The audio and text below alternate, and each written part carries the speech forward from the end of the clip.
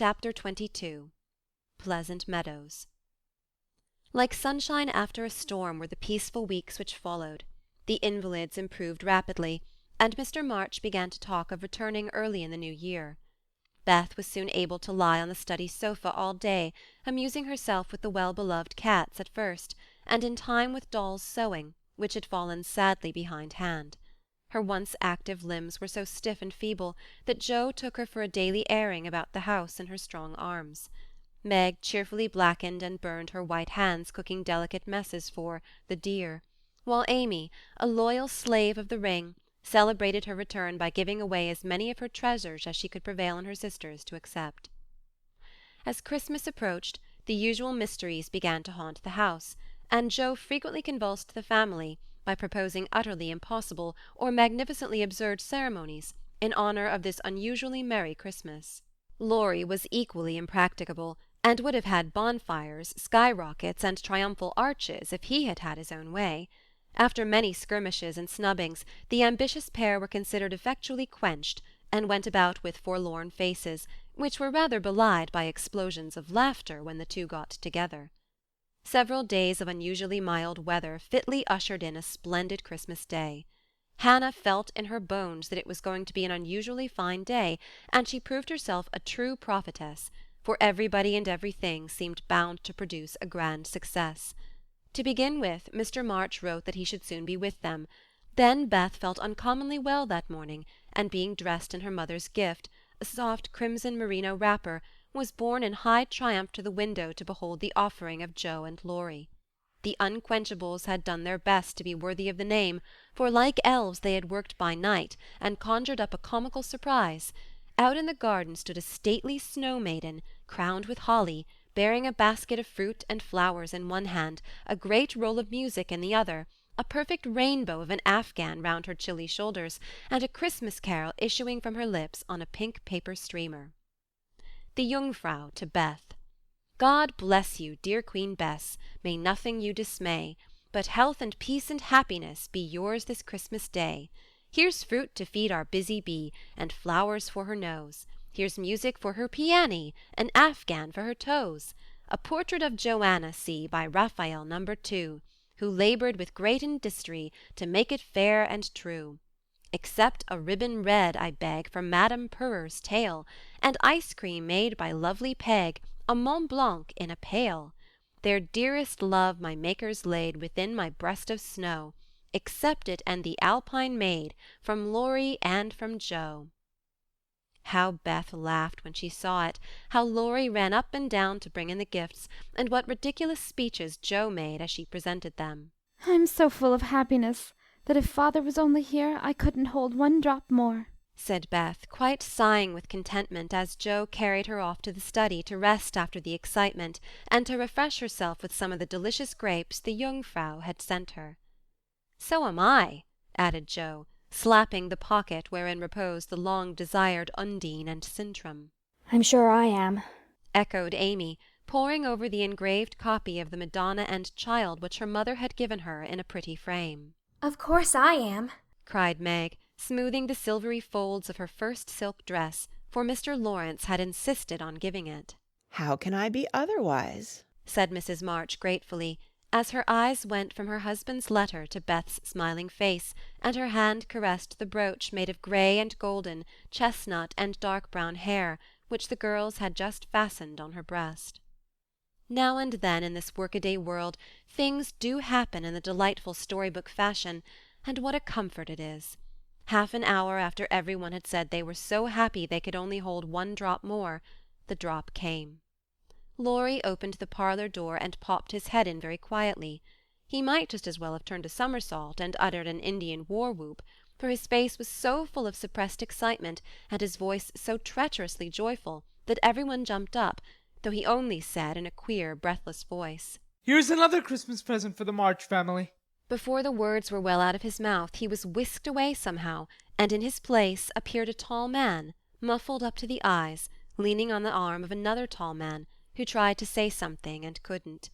Of course there was a general stampede, and for several minutes everybody seemed to lose their wits, for the strangest things were done, and no one said a word. Mr. March became invisible in the embrace of 4 pairs of loving arms. Jo disgraced herself by nearly fainting away, and had to be doctored by Laurie in the china-closet. Mr. Brooke kissed Meg entirely by mistake, as he somewhat incoherently explained. And Amy, the dignified, tumbled over a stool, and never stopping to get up, hugged and cried over her father's boots in the most touching manner. Mrs. March was the first to recover herself, and held up her hands with a warning. Hush! Remember Beth. But it was too late. The study door flew open, the little red wrapper appeared on the threshold, joy put strength into the feeble limbs, and Beth ran straight into her father's arms. Never mind what happened just after that, for the full hearts overflowed, washing away the bitterness of the past, and leaving only the sweetness of the present. It was not at all romantic, but a hearty laugh set everybody straight again, for Hannah was discovered behind the door, sobbing over the fat turkey, which she had forgotten to put down when she rushed up from the kitchen. As the laugh subsided, Mrs. March began to thank Mr. Brooke for his faithful care of her husband, at which Mr. Brooke suddenly remembered that Mr. March needed rest, and seizing Laurie, he precipitately retired. Then the 2 invalids were ordered to repose, which they did, by both sitting in one big chair and talking hard. Mr. March told how he had longed to surprise them, and how, when the fine weather came, he had been allowed by his doctor to take advantage of it, how devoted Brooke had been, and how he was altogether a most estimable and upright young man. Why Mr. March paused a minute just there, and after a glance at Meg, who was violently poking the fire, looked at his wife with an inquiring lift of the eyebrows, I leave you to imagine. Also why Mrs. March gently nodded her head and asked rather abruptly if he wouldn't like to have something to eat. Jo saw and understood the look, and she stalked grimly away to get wine and beef tea, muttering to herself as she slammed the door, "I hate estimable young men with brown eyes." There never was such a Christmas dinner as they had that day. The fat turkey was a sight to behold when Hannah sent him up, stuffed, browned, and decorated. So was the plum pudding, which melted in one's mouth, likewise the jellies, in which Amy revelled like a fly in a honey-pot.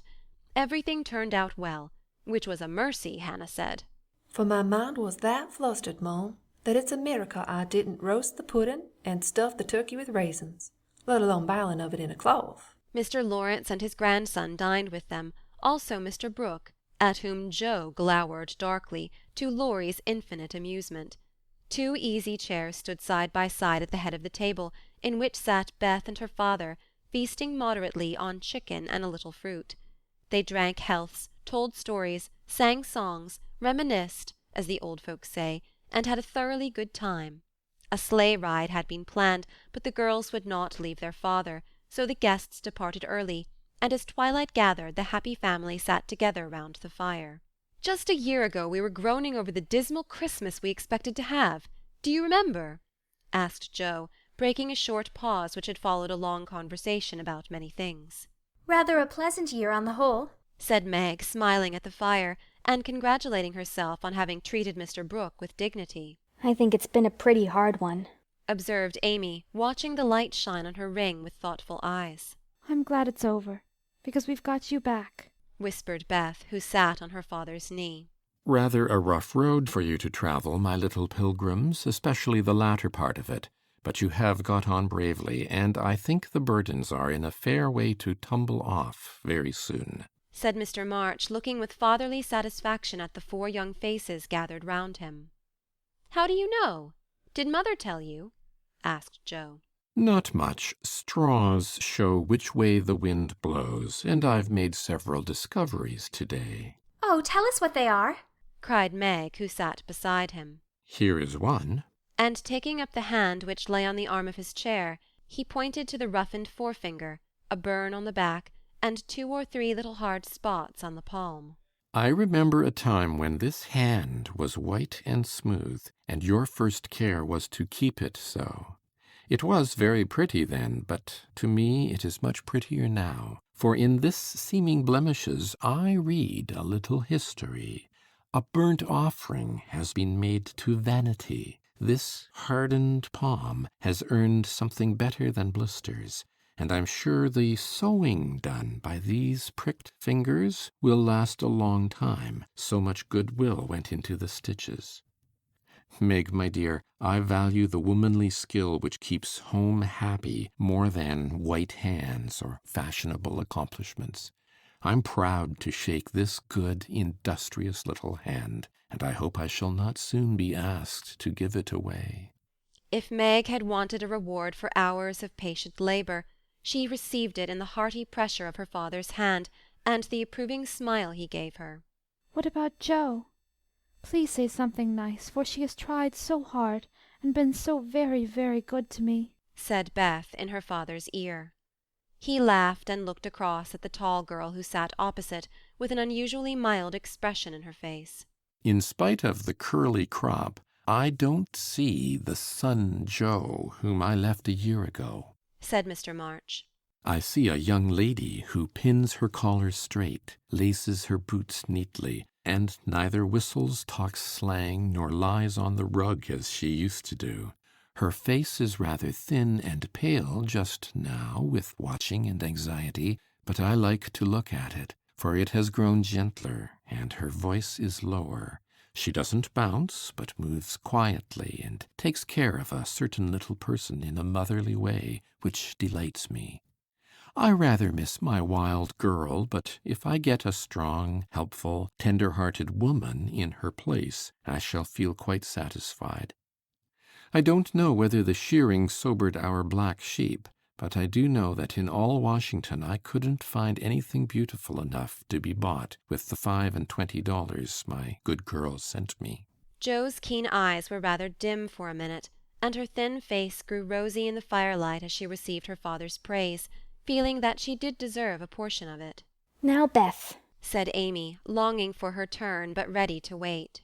There's so little of her I'm afraid to say much, for fear she will slip away altogether, though she is not so shy as she used to be, began their father cheerfully, but recollecting how nearly he had lost her, he held her close, saying tenderly with her cheek against his own, I've got you safe, my Beth, and I'll keep you so, please God. After a minute's silence he looked down at Amy, who sat on the cricket at his feet, and said with a caress of the shining hair, I observed that Amy took drumsticks at dinner, ran errands for her mother all afternoon, gave Meg her place tonight, and has waited on everyone with patience and good humour. I also observe that she does not fret much nor look in the glass, and has not even mentioned a very pretty ring which she wears, so I conclude she has learned to think of other people more, and of herself less, and has decided to try and mould her character as carefully as she moulds her little clay figures.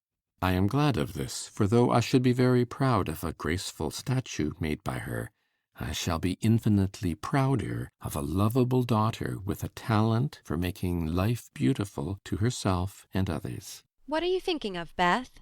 asked Jo, when Amy had thanked her father and told about her ring. I read in Pilgrim's Progress today how after many troubles, Christian and Hopeful came to a pleasant green meadow, where lilies bloomed all year round, and there they rested happily as we do now, before they went on to their journey's end, answered Beth, adding, as she slipped out of her father's arms and went to the instrument, It's singing time now, and I want to be in my old place.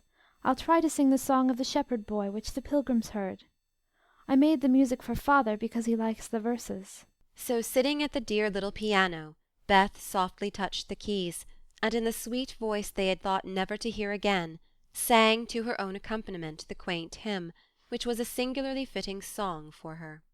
He that is down need fear no fall, he that is low no pride, he that is humble ever shall have God to be his guide.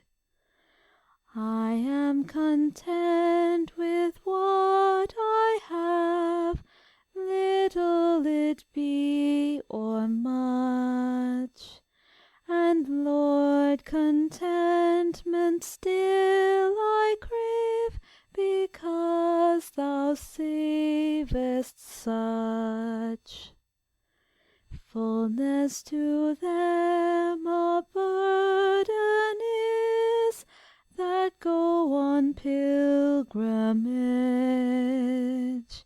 Here little and hereafter bliss is best from age to age.